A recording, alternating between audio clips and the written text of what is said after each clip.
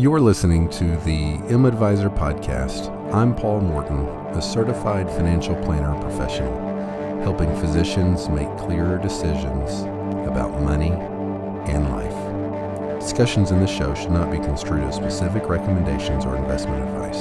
Always consult with your investment professional before making important investment decisions. Securities offered through Cambridge Investment Research, Inc., a broker-dealer, member FINRA SIPC. Advisory services offered through Cambridge Investment Research Advisors, Inc., a registered investment advisor. Cambridge and M-Advisor are not affiliated.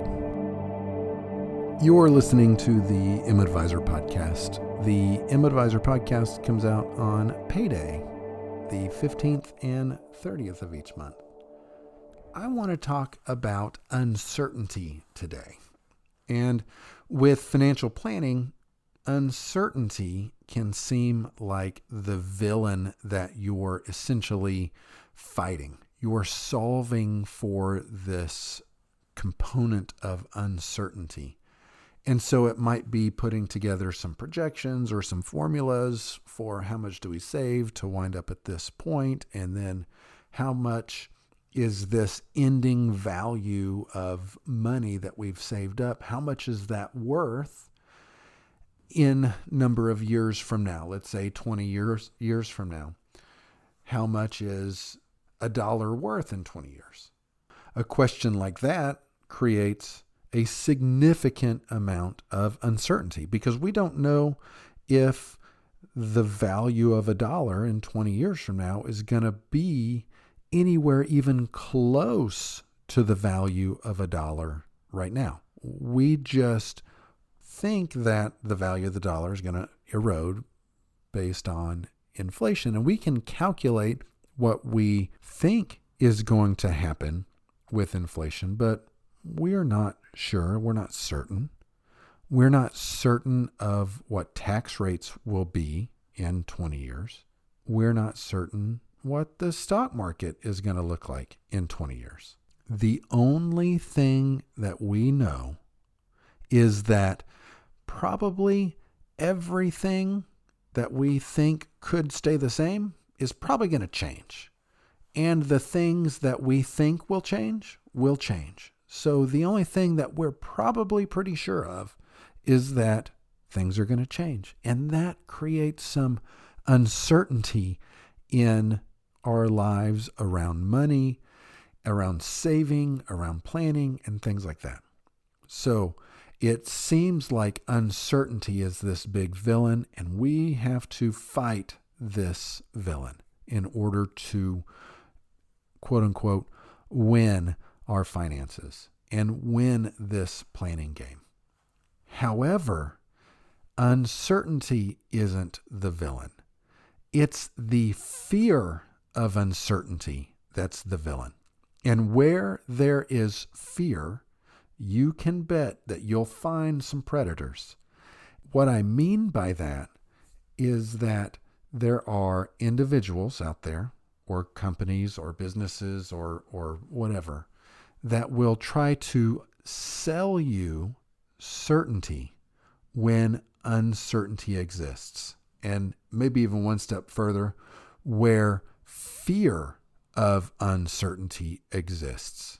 Because in reality, we could probably remove a significant amount of uncertainty in just about every financial plan.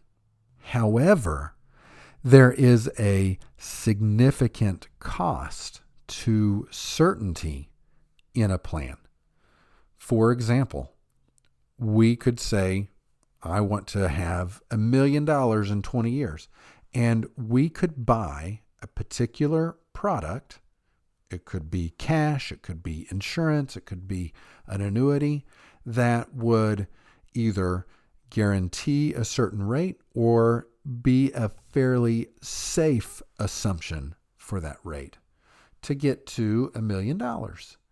We put in number of dollars, and with either growth or, let's call it, protective measures, $1 million would safely be a reasonable estimation of the end result.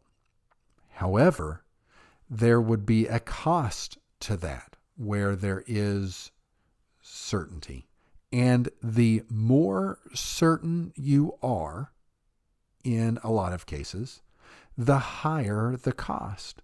So where there are things like guaranteed rates in, let's say, like an annuity or some sort of packaged product like that, then there are probably really high costs associated with that particular product. And there's probably low rates of return associated with that particular type of product. So it would be like a candle burning at both ends on the costs associated of that certainty.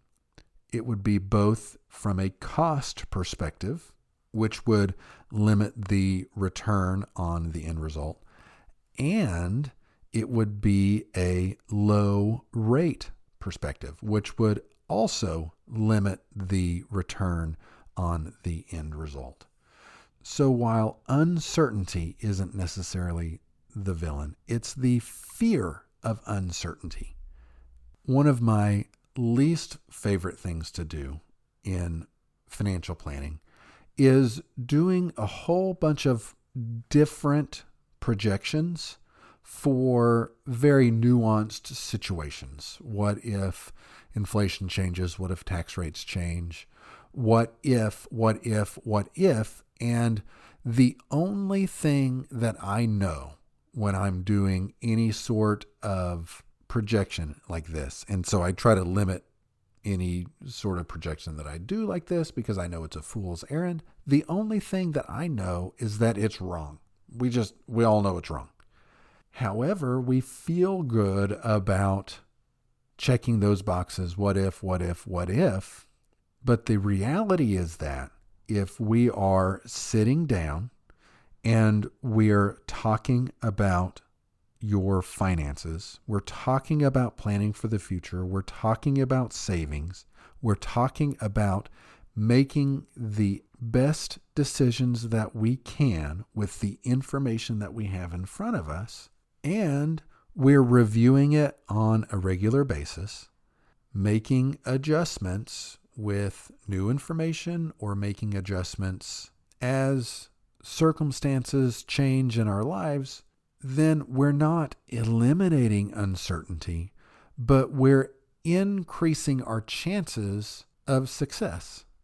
And increasing your chances of success is another way to fight uncertainty and to calm the fear of uncertainty. And if uncertainty generates some fear, then I would just make sure that if you're talking to a quote unquote advisor or product salesperson, that you would make sure that if you are feeling scared by a situation and a product will cure that fear, then you are likely being sold something.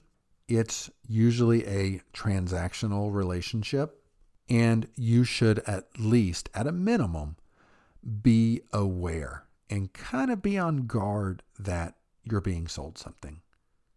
If you're meeting with an advisor and you feel like it's more of a strategic thinking exercise about your future, and these are the ways forward, A, B, and C, and here are the pros and cons of all of the ways forward, based on the goals and objectives and family values that you have gone over with this person, then you are likely trying to increase your chances of success and not increase your certainty. When you increase your certainty, there's likely a cost, and not all of the costs are visible. However, they can be detrimental to the point where when you're trying to increase your certainty, you oftentimes decrease your chance of success. Uncertainty is not the villain. Fear of uncertainty is the villain.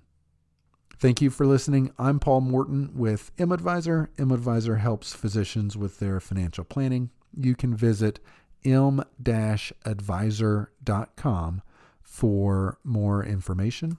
And you are listening to the mAdvisor podcast.